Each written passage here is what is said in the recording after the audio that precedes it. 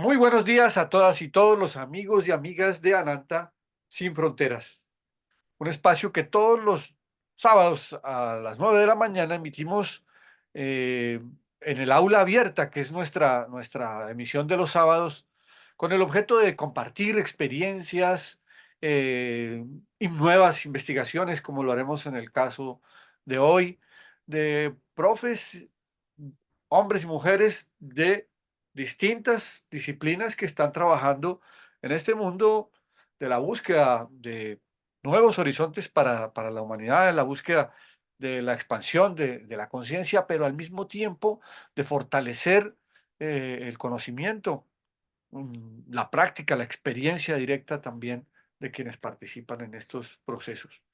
Y para el día de hoy hemos invitado a uno de los profesores que hace parte del colectivo de Ananta, que ha venido en una investigación muy interesante que ya vamos a oír de su propia voz y que queremos compartir en el día de hoy. Es el profesor Daniel Freitas.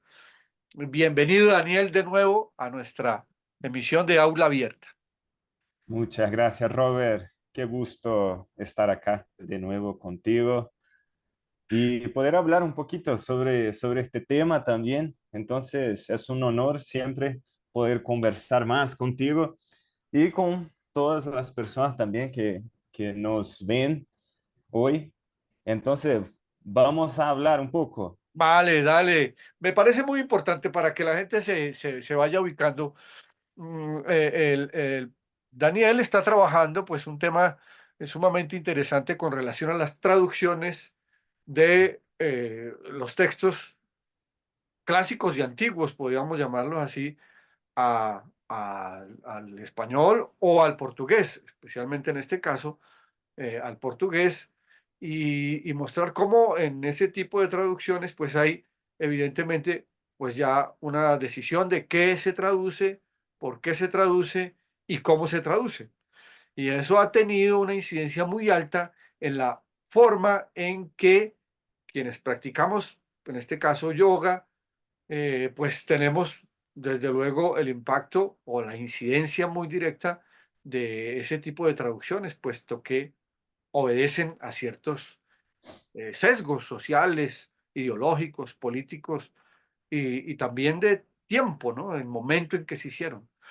Exacto. Entonces, es una investigación pues de una actualidad inmensa, toda vez que pues la literatura que nos llegó pues es la que está a partir dijéramos, de esa visión. Y nos interesa muchísimo conocer cómo va ese proceso, Daniel, cuál ha Sí, sido, sí. pues dijéramos, la hipótesis Bien, de trabajo y entonces, cómo la estás encontrando ahora. claro. Para aquellos que no me conocen, entonces soy Daniel y soy brasileño, entonces estoy ubicado en Brasilia y por acá estoy haciendo una investigación. Empecé entonces un doctorado en el área de los estudios de la traducción. Entonces, si pensamos el área de las letras, podemos dividirlo en algunos estudios distintos, ¿no? Entonces tenemos la parte de la literatura, de la parte también de lingüística, tenemos los estudios de la traducción y entonces mi enfoque hoy en día está con los estudios de la traducción. Y entonces quise unir un poco con el área del yoga también. Entonces, cuando pensamos en los estudios de la traducción, muchas veces pensamos en traducción como un texto A que está traducido a una lengua B. Entonces pensamos en una traducción siempre entre lenguas, ¿no? Interlingual. Sin Ajá. embargo, si pensamos la traducción en cuanto a un fenómeno cultural, vamos a ver que hay muchos otros factores, ¿no? Hay muchas otras cosas que están involucradas también en un proceso de traducción. Y muchas veces no necesitamos incluso decir que una traducción ocurre entre una lengua y otra. Podemos pensar que la traducción ocurre siempre que hay procesos de culturales que se cambian, que se modifican a otra cultura. Y claro, muchas veces de lengua también, porque la cultura también es distinta, ¿no? Sin embargo, cuando pensamos, por ejemplo, en los textos de yoga en Brasil, tenemos una construcción de un imaginario que podemos decir que pensamos que yoga es algo. Entonces, en nuestro país, por ejemplo, en Brasil, y seguramente también en Colombia o en Latinoamérica, si pensamos, tenemos una idea de qué es yoga, porque nos ha llegado algunos textos y algunas personas que hablan sobre este tema. Entonces, ah, ah, algunas escuelas, algunos editoriales se interesaron por traducir este tema en algún momento y lo hicieron eligiendo también algunos textos específicos para hacer estas traducciones. Y así pensamos, ¿quién decidió, por ejemplo, cuál es el canon del yoga para nosotros, ¿no? Entonces, Ajá. por ejemplo, llegamos a una librería en Brasil, no sé bien cómo es en Colombia, me puedes contar también. Llegamos a una librería en Brasil y un 70-80% de los libros que tenemos acceso allá son traducciones. Tenemos como, qué sé yo, más o menos un 20% de los textos que tenemos en una librería que son textos brasileños o escritos en portugués, ¿no? Principalmente el portugués de Brasil, pero tenemos un conocimiento que nos llega principalmente por medio de la traducción. Entonces nosotros, el español es una lengua que es más fuerte que el portugués en el mundo, ¿no? Entonces el español disputa, ¿no? Con el inglés Sí. este poder, esta hegemonía de las lenguas más poderosas. Por supuesto, el inglés todavía tiene, ¿no? Una fuerza más grande que el español, pero el español tiene una fuerza más grande que el portugués también. Entonces, el portugués es un poco más, una lengua un poco que tiene un poco menos de valor en el mundo, ¿no? No tenemos tanta fuerza como el español, o el inglés tampoco, o el mandarín, qué sé yo, o el francés. Entonces, lo que nos llega, creo que para los hablantes de español, se llega quizás más textos, porque son también 20 y pocos países que hablan la lengua española. El portugués son menos todavía. Entonces, Ujú. la construcción de nuestro conocimiento pasa mucho por traducciones del inglés, del español, del francés y de otras lenguas, ¿no? Entonces, tenemos que pensar, creo que partimos de una idea que lo primero que podemos pensar es que el conocimiento que tenemos pasa muchísimo por procesos de traducción y muchas veces no nos damos cuenta de eso, ¿no? Ajá. Que gran parte del conocimiento tuvo que pasar por un puente hasta llegar a nosotros. Y este puente sufrió manipulaciones, intereses de editoriales, de sistemas que eligieron qué parte, qué recorte de este conocimiento nos llegaría, ¿no? Entonces, ahora agarrando solo el tema de la literatura, podemos pensar también que la literatura en general, no solo la literatura del yoga, la literatura en general tiene sistemas que hoy en día podemos decir, hoy en día con los estudios culturales está mucho más fuerte también estos estudios de que la literatura forma parte de un sistema que está junto y que es influenciado por otros sistemas culturales también, por la sociedad, la política, ¿sí? Y entonces toda la influencia cultural decide, define y manipula no solo de una manera mala, sino que alguien tiene que elegir qué va a ser traducido y por qué va a ser traducido o para quiénes se van a traducir Ajá. determinados textos, ¿no? Y con el yoga no es distinto. Entonces nosotros tenemos textos, por ejemplo, algunos textos que son muy famosos para nosotros, ¿no? En la literatura del yoga. Entonces, tenemos el Bhagavad Gita, el Yoga Sutra, Hatha Yoga Pradipika, y tenemos algunas traducciones en Brasil que son más clásicas, como conocemos algunas traducciones que tienen también una fuerza un poco más grande que otras. Entonces, aquellos traductores también tuvieron una influencia en la forma que nosotros interpretamos el Yoga Sutra o la forma que nosotros interpretamos el Hatha Yoga Pradipika o el Bhagavad Gita, o entonces las obras más también recientes y contemporáneas de Sikashar, de Joyce, ¿no? Y de Shivananda. Entonces, muchas veces no pensamos en quién es el traductor y por qué se tradujo de esta forma también. Entonces, cuando pensamos que un traductor forma parte de una específica escuela, él tiene sus influencias, entonces viene de una influencia del Vedanta o viene de una influencia de otras escuelas también, o quiere transmitir un recorte específico para sus alumnos. Entonces, todo eso puede que tenga una influencia también más grande. O entonces las elecciones editoriales también, que van a decir, tienes que traducir tal palabra así, no puedes utilizar otra palabra para este tema o no Ajá. puedes hablar tal cosa porque si no, las personas no te van a comprar. Porque Sí, si, entonces hay muchos opciones que hay que cada persona, cada traductor, editorial, escuela, define cómo va a traducir. Entonces, todo eso influencia bastante también en cómo este conocimiento nos llegó, ¿no? Porque a veces pensamos, bueno, estoy leyendo los Yoga Sutras de Patanjali. Sin embargo, estamos leyendo una traducción de los Yoga Sutras de Patanjali que no es lo mismo, ¿no? Entonces, si yo no sé sánscrito muy bien, no estoy leyendo el Yoga Sutra de Patanjali, estoy leyendo una traducción.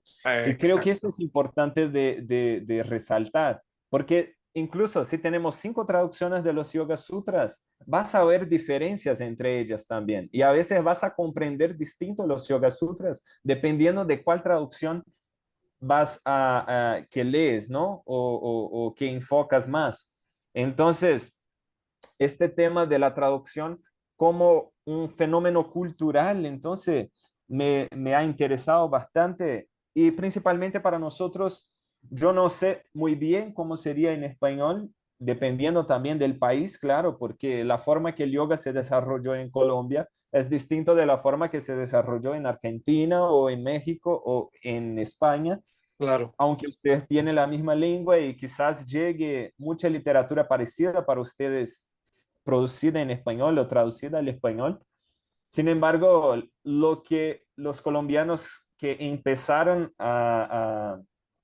con las prácticas de yoga en Colombia, probablemente debe ser distinto el enfoque muchas veces de los colombianos para los mexicanos o los españoles, que yo. Entonces, yo creo que hay una diferencia también que está influenciada por la cultura de cada país en hacer el yoga, en la práctica del yoga y en la forma que se ve el yoga, ¿no?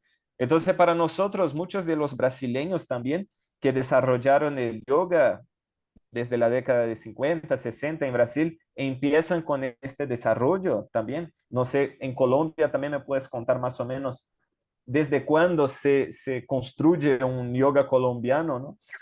Y los brasileños fueron muy influenciados por otros temas también. Entonces, en Brasil tenemos, por ejemplo, muy fuerte el espiritismo de Allan Kardec. Entonces, muchas cosas se mezclaron. Entonces, las religiones de matriz africana, como la Umbanda, el Candomblé, esto también ya tenemos en nuestra cultura, o el catolicismo también, que está fuerte. Ajá. Entonces, algunos linajes, algunas escuelas, usted puede ver que están influenciados por una visión también de, de algunas otras filosofías o de la cultura de las religiones que están en Brasil. Entonces, todo eso también moldó la forma que nosotros practicamos, comprendemos o muchas veces negamos algunas cosas también dentro de la práctica, ¿no? Buenísimo. Muy importante toda esa reflexión porque es un camino complejo el que hemos tenido en América Latina, tanto la lengua portuguesa o la lengua castellana, eh, porque, por ejemplo, aquí en Colombia, como tú bien lo señalas, ha sido muy distinto a otro. En Argentina, desde comienzos del siglo pasado, hace un siglo, ya estaban haciendo prácticas de yoga. En Colombia yo creo que hasta por ahí los años 50, 60 del siglo pasado comenzaron a a tener presencia algunas personas que viajaban a Europa, aprendieron a hacer unas prácticas en Francia, algunos en España, muy pocos que hayan tenido, dijéramos, una directa conexión con la India. Algunos, aquí vinieron algunos practicantes, dijéramos, originarios de la India, indios, ¿no? Que hacían sus prácticas, que además no hablaban muy bien español. Y tenían un traductor que además traducía pues lo que a él le parecía que ahí debía decir, ¿no? Y con muchas dificultades. Aquí aprendimos hace mucho tiempo a hacer prácticas por ahí en los parques. Algunos abrieron unas pequeñas escuelas, pero con unas limitaciones, dijéramos, bibliográficas grandísimas. Eso es verdad. Y entonces me llama mucho la atención que esa investigación, porque además nos permite también abordar una discusión. Y es que, como lo hemos venido destacando hace ya un par de años, ¿no? Desprendernos de solamente los Yoga Sutras de Patanjali, que obedeció la traducción específica de Patanjali a una necesidad, si pudiéramos llamarlo así, político y dijéramos geopolítica incluso de la India, de Sí, resaltar algunos aspectos de su cultura y ya pues absorbieron o resolvieron proponer a Patanjali y ese fue el que se tradujo. exacto, Y uno encuentra hoy aquí mismo en internet una cantidad de traducciones, cada una es distinta de las otras de los Yoga Sutras, cada una es diferente, con muchas exacto. dificultades, unas con un lenguaje místico religioso muy denso, muy pesado, otra con un lenguaje en castellano, ¿no? Mucho más sopesado y orientado pues dijéramos, a esta práctica de una Sí, forma. así el mismo libro nos llega de distintas formas, ¿no? El Dependiendo mismo libro, el de cuál mismo. traducción lees. Imagínate lo que pasó con todas esas prácticas que aquí hacíamos, eso fue tremendo. Pero mira una cosa, Daniel, he visto, dijéramos que la solución a eso es, bueno, entre más investigadores haya más dispuestos a tomar el sánscrito y a ponerse a estudiar sánscrito y a traducir sánscrito castellano, del sánscrito al español, para decirlo. Ahora, he visto que salió el diccionario sánscrito español hace poco. ¿Verdad? Sí, unos investigadores de la UNAM, de la Universidad Nacional Autónoma de México, y Sí, que son, pues, que incluso está Juan Arnau, que es un español que ha trabajado muchísimo el tema sánscrito y otros investigadores, creo que ya está circulando, ¿no? Que nos sí, Adrián permite, Muñoz también de México, ¿no? Del Colegio de México correcto, también. que nos Sí, permite saltarnos sánscrito, inglés, inglés, español, que ya exacto, tiene otra, otra exacto. Entonces eso de la carga. que llamamos traducción indirecta, cuando hay otra lengua en el camino, ¿no? Entonces eso nos llegó bastante también a Brasil.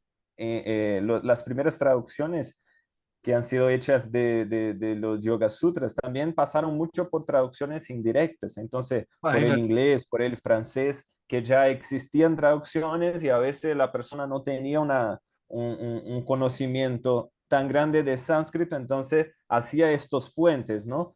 Leía la traducción en francés, en inglés, en sánscrito y después construía una traducción al portugués con estas traducciones indirectas, que también tiene otra perspectiva porque también vas a ser influenciado por las traducciones que han sido hechas por los europeos también, ¿no? En claro, esta época también. Entonces, sí, esto también influenció bastante. Por ejemplo, acá tenemos traducciones de los Yoga Sutras. Creo que las primeras que fueron realmente lanzadas por editoriales ya fueron en los años 90 para el 2000. Entonces imagínate. es muy reciente, ¿no? Las Claro, traducciones directas del sánscrito al portugués tienen como 20 y pico, solo años que han sido publicadas. Entonces es muy reciente, clarísimo. Mira, Daniel, dijéramos en términos prácticos, ¿has encontrado que hay en esa distorsión que se crea, de todas maneras se crea, eh, algunas implicaciones, dijéramos, sobre las que haya que llamar la atención para la práctica del yoga? en nuestro continente. Algo que te parezca que Robert, pues, hay que ir sí, avanzando para modificar. creo que lo que hay que llamar muchísima atención es siempre, creo que muchos de nosotros fuimos formados pensando en el yoga como estos textos, como son textos sagrados. Muchas Sí, veces llevamos los textos al pie de la letra y muchas veces no nos atentamos que son traducciones. Entonces estás llevando una traducción al pie de la letra y, y a veces no es bien aquello ajá, que es como una verdad absoluta, ¿no? ok, Entonces creo que para mí lo principal en este proceso está siendo darme cuenta que muchos de los textos, primero, han sido elegidos en lugar de otros también que podrían haber sido elegidos, como dijiste sobre Patanjali, porque sí, solo Patanjali, por ejemplo, es la Biblia, ¿no? sí, sí, sí, Este canon tan fuerte en el occidente, porque probablemente podría haber otros Patanjalis, ¿no? O otras personas que también construyeron sus yogas durante estos siglos, milenios, de otra forma, pero que no tuvieron esta posición de canon, ok, ¿sí? Entonces, cuando vamos a leer, creo que más que la traducción de términos específicos, que podemos, claro, pensar cómo se tradujo tal palabra para quedar atento también a esta palabra, ¿no? Pero más que los términos específicos también de problemas de traducción entre sánscrito portugués o sánscrito español, sánscrito inglés, por ejemplo, creo que es uno darse cuenta de que las traducciones sufrieron estas manipulaciones, estas influencias de poder, de un interés por detrás de los textos que fueron elegidos y de la forma que fueron también traducidos, ¿no?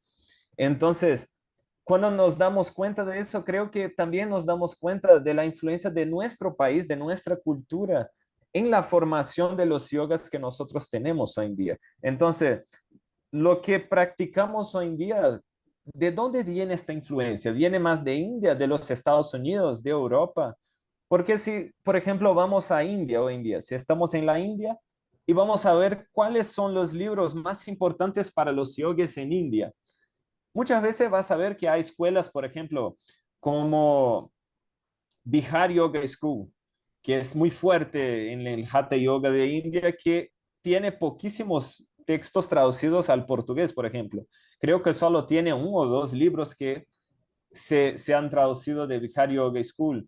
O entonces de la escuela de... se me olvidó el nombre. De Joyce, ¿qué hay de ajá, literatura que se tradujo? O de la escuela de Iyengar, ¿qué se tradujo? O de Kaivalya Dama, de Kuvalayananda. Entonces, se tradujo poquísimo de Kuvalayananda también. Y es súper fuerte en India, ¿no? ajá, Entonces, algunas escuelas que muchas veces ni sabemos que existen, muchas veces si estamos solo en Brasil o si agarramos solamente, si tenemos solamente textos en portugués para leer, muchas veces no nos vamos a dar cuenta de que estas escuelas existen. Y en India están súper fuertes. O entonces si vamos para el SOAS en la Universidad de Londres, que está traduciendo un montón también de textos del sánscrito al inglés, ¿no? Entonces que tienen esta investigación, el Hatha Yoga Project, que traduce muchos textos que no han sido traducidos todavía del sánscrito al inglés. Entonces, ellos tienen este acceso, si hablas inglés, tienes acceso a una cantidad de textos mucho más grande que los que hablan portugués, claro, ¿no? claro, Entonces, cuando nos damos cuenta de eso, nos damos cuenta de que existe una elección por detrás de los textos que nos llegan y también en cómo vemos qué es yoga. Entonces, la ajá, forma que tengo para ver qué es yoga en portugués es una. Tengo lentes para ver el yoga, que estoy como, conoce la historia de los ciegos que van a tocar un elefante. y después tienen que definir qué es un elefante, ¿no? Entonces un ciego solo agarra la cola, el otro la pata, el Ajá. otro la panza. Entonces el ciego va a definir el elefante por la cola, porque solo tuvo acceso a Ok, la cola, el otro por la panza o el otro por las patas, porque solo claro. tuvieran acceso a aquello, ¿no? Y creo que las lenguas, con las lenguas pasa lo mismo. Nosotros tenemos acceso a lo que nuestra lengua permite, ¿no? Y a lo que decidieron traducir y que llegara a nosotros. Ok. Entonces creo que esto es lo que más me está llamando la atención ahora, abrir la perspectiva del yoga para estudiar qué está pasando con el yoga en otros sitios, como por ejemplo las personas del SOAS en Londres están hablando del yoga. Es una perspectiva también europea de personas que están estudiando en India y todo. Entonces, Claro. estar abierto para comprender por qué ellos también están haciendo este proyecto, ¿no? Y cómo está en India, qué ellos dicen que es yoga, qué les conviene también como yoga en los Estados Unidos y de todo eso, cuánto influencia también lo que llega a Brasil y cómo practicamos, ¿no? Y también tenemos que pensar, bien, entonces el yoga que nosotros practicamos es uno, el yoga que se vende también es otro. Entonces las personas como el senso común tiene también una idea de yoga, ¿no? Entonces esto muy fuerte de postural, asana, un poco como un circo y todo, de posiciones complejas, todo. Claro, es legítimo también, pero ¿de dónde viene eso? ¿Cuáles fueron las influencias que hicieron con que eso formara la construcción de un imaginario de yoga para nosotros, ¿no? Y cómo la literatura refuerza también esta imagen. Entonces creo que todo eso, para claro, también me encanta también los términos, ¿no? Los problemas de términos de traducción también. Una palabra, por ejemplo, como Ishwara, ¿no? Ajá. Entonces, ¿cómo se tradujo Ishwara? ¿Y por qué se tradujo? Entonces, los, los, ya me contaron que los católicos una vez traducieron el Ishwara como Dios, ¿no? En Sí. portugués, Deus.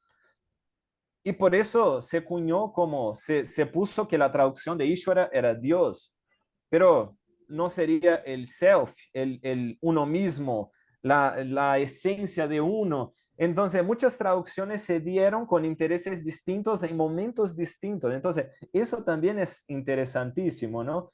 Agarrar un término, tomar un término para analizarlo también. ¿Por qué se dice que Ishvara, ¿no? Sí, sí, Se sí. dice así. ¿Y cuáles son las otras posibilidades de traducción que hay? Sin embargo, el traductor solo puede elegir una. A veces la palabra en sánscrito tiene 50 posibilidades de equivalencia en la otra lengua, pero el traductor tuvo que elegir una. ¿Y por qué esta una a veces se convierte también en la forma que nosotros siempre vamos a interpretarla? Porque llegó a nuestra lengua como Dios, por ejemplo, ¿no? O Ajá. como sí mismo, ¿no? Ajá. En otras traducciones. Entonces, esto también es Ujú. interesantísimo de darse cuenta. Es clave toda esta reflexión, Daniel, y nos ha, dijéramos, ya, vuelvo a insistir, nos ha llamado la atención también, porque con esta mirada crítica que creo muy importante se está despertando en América Latina, ¿no? De cómo yogar, como dice eh, el profesor Roberto Simoes, ¿no? Cómo el yogar nuestro, que como tú también lo recalcas, se ha ido mezclando con las propias culturas autóctonas nuestras. ¿Qué mezcla va de esa mezcla, qué va surgiendo, ¿no? ¿Qué va surgiendo? Y de cuáles fuentes se está bebiendo?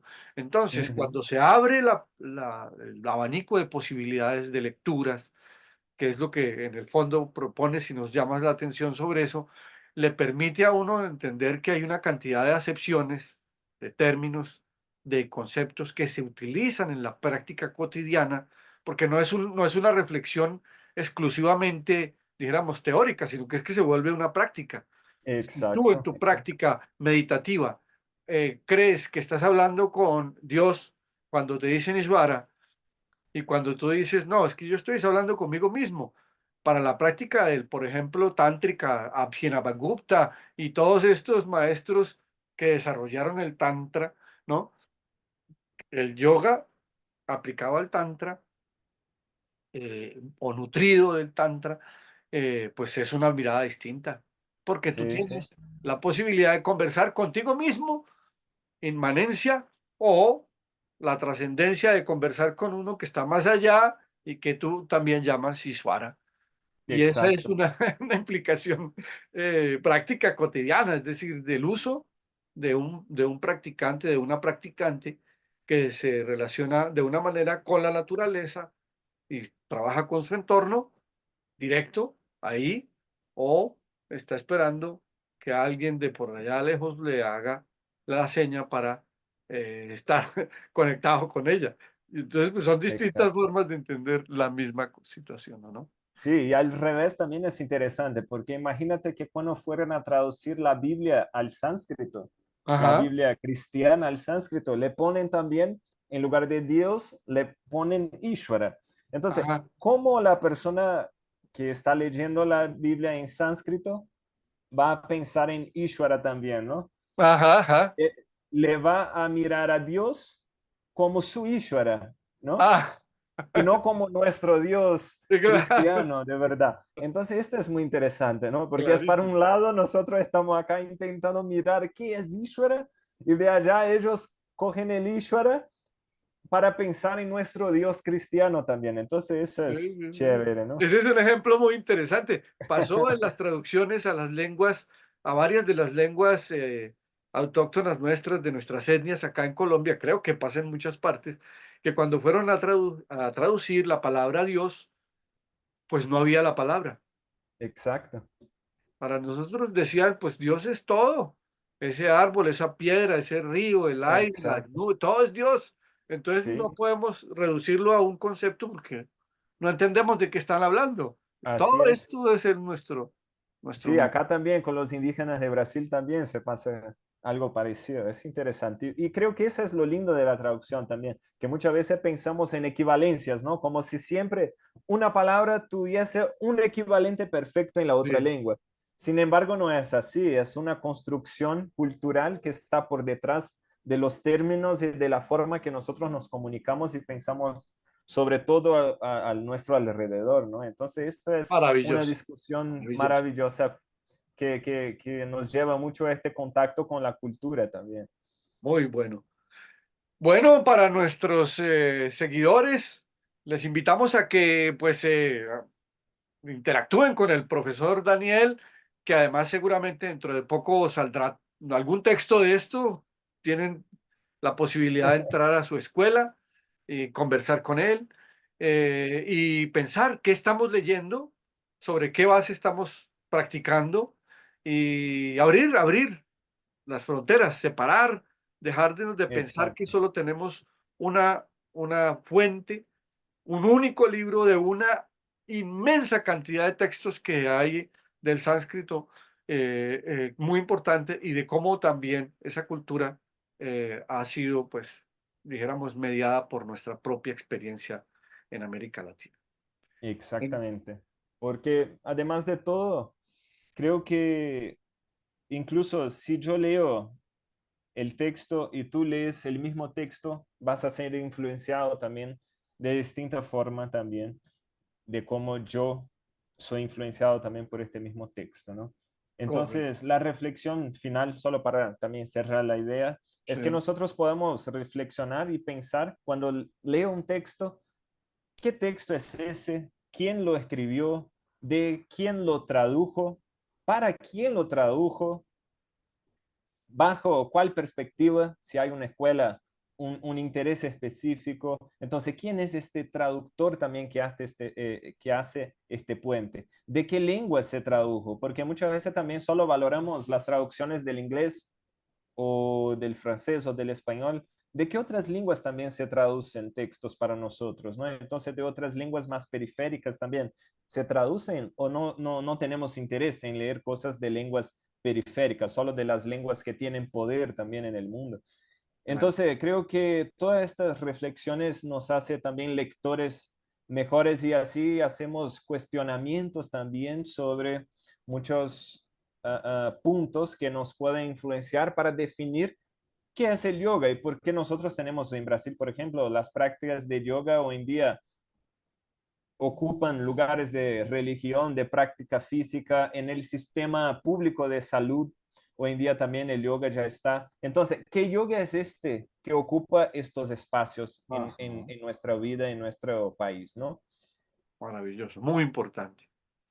Bueno, Daniel, muchísimas gracias. Sabemos que tienes ahora una actividad inmediatamente Gracias termine a ti, esta, Robert, esta siempre por la emisión. confianza y el cariño.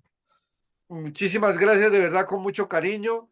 Invitamos a todos nuestros videntes, seguidores, amigos y amigas de Ananta Sin Fronteras para una nueva emisión el próximo sábado y para seguir con la propuesta del profesor Daniel Freitas. Observa bien qué estás leyendo y qué hay en la punta de tu cuchara, como dice algún youtuber. ¿Qué hay en la punta de tu cuchara? Revisa muy bien. Un abrazo Muchísimas para todas y gracias. todos y Un nos abrazo a vemos todos. el sábado Hasta próximo. hasta luego. Hasta luego, muchas Nos gracias. vemos.